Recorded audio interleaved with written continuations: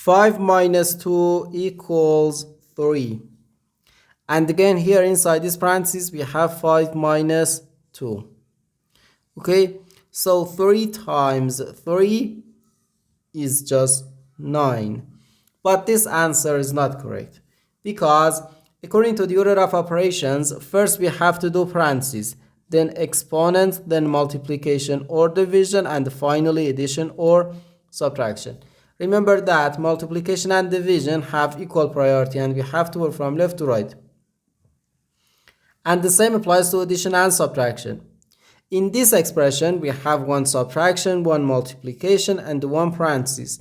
Inside this parenthesis, we have one subtraction. Here we have a multiplication. Because in mathematics, when a number is placed next to parentheses, it means multiplication. And we usually don't write the multiplication sign for brevity. Okay, so according to the PEMDAS, first we have to do this parenthesis, then this multiplication, and finally this subtraction. If we do this subtraction before this multiplication or this parenthesis, it is wrong.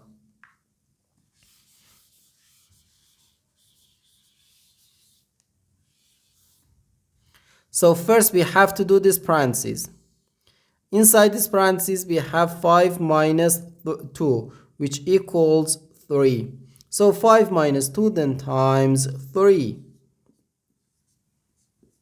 Now we have one subtraction and one multiplication.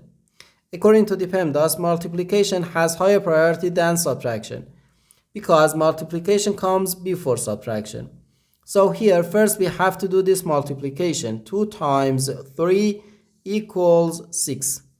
So 5 minus 6, which equals negative 1. And this is our final answer to this problem. The correct answer is negative 1.